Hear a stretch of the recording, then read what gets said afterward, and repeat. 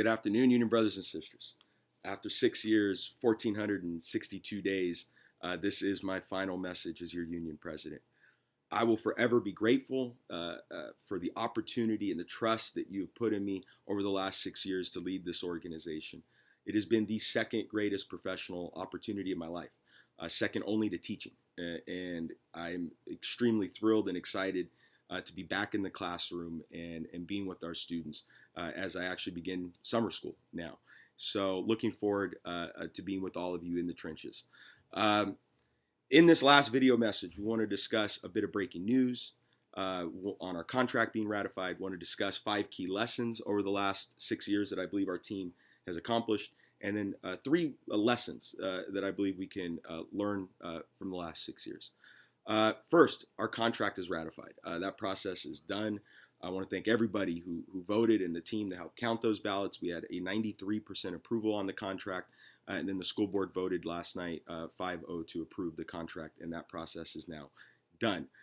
Now, something unique. I know it was a high percentage, but there were a lot of notes and a lot of conversations that we've had during the ratification process where people understood that this was not the contract that we set out for. And that while voting yes might be the right thing right now, this contract did not address our issues around class size, around special education, around student behavior.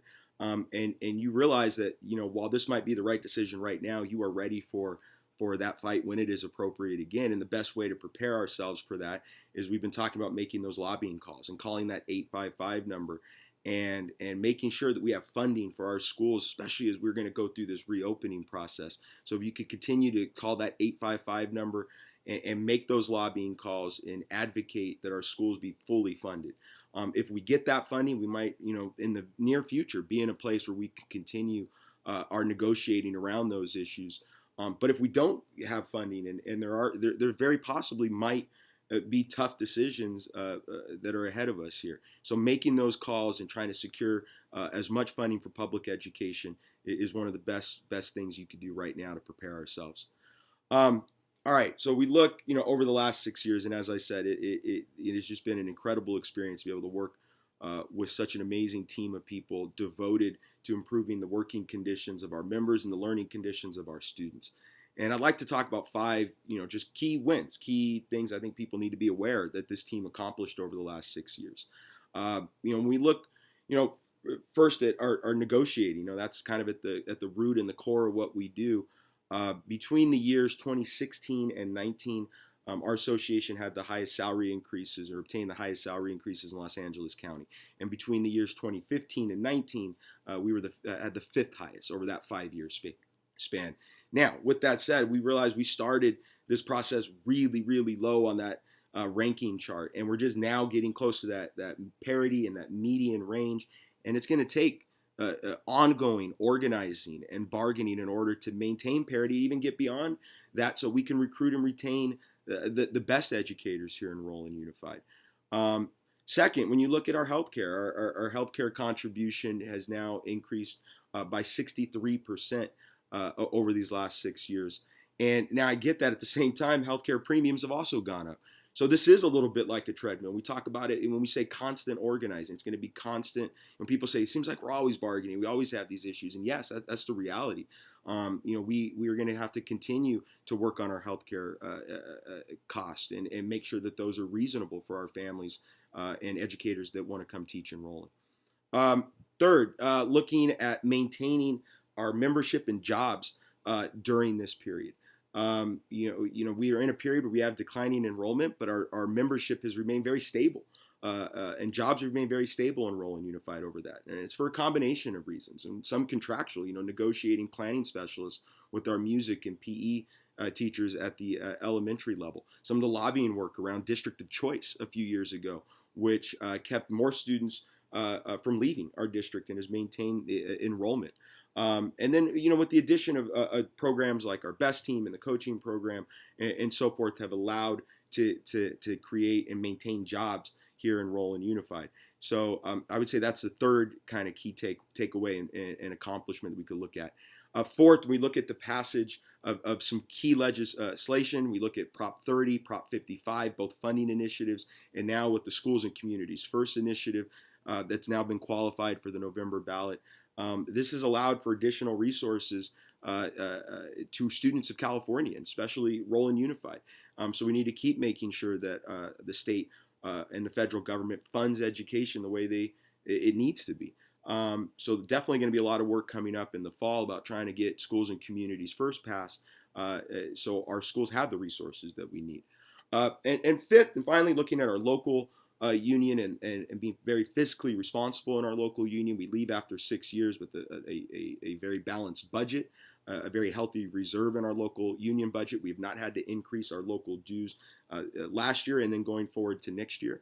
There will be slight increases to your CTA and NEA dues, but we have been able to maintain our local dues stable for the last couple of years. Now, they'll probably have to be increased in years going out, but at least for the last couple of years, we've been able to do that and have kept our association in a very healthy financial place. So the team and everybody that worked around accomplishing some of those key wins, thank you. It's had a real impact on people's lives, and want to recognize you for that work. Now, as you wrap up 6 years, we have to look back at some of the lessons that we can learn, and I want to just talk about 3. Now, trust me, the lessons I've learned over the last 6 years go on and on and on and on. But I just want to leave us with 3 here. The first deals with the Union Code of Conduct, and in that Union Code of Conduct, it talks about when we have issues with our fellow colleagues, with each other, that we should address those with each other first. Go to each other. If you see someone has done something that's hurt you, if someone is not doing their job, go to somebody and talk to them first. And often we don't. It's, we either talk behind somebody or go to their manager, and that's something that we need to change and be able to go to each other and have those tough conversations. And it's something I wish as a leader I would have fostered more over the last 6 years.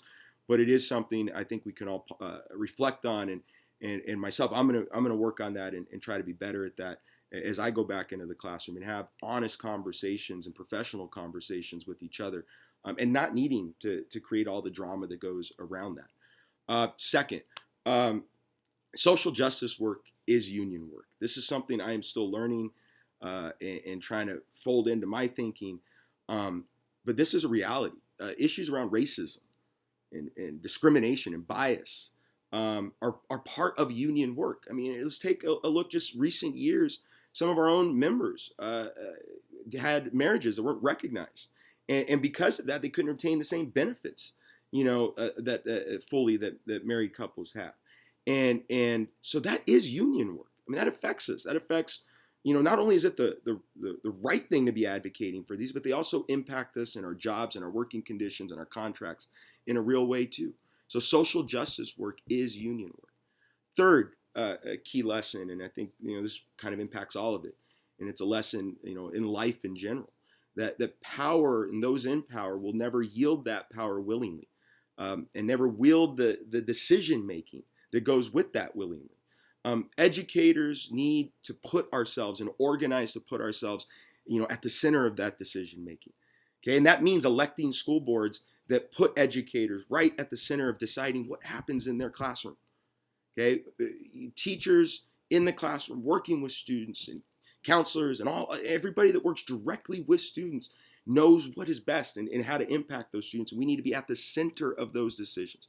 So that's school boards that put us at the center, superintendents that put educators at the center, state elected officials that put educators at the center of decision making. But they're not going to hand that to us. We need to organize. Okay, we need to force ourselves into that conversation, attend school board meetings, write emails, write letters, organize your staff.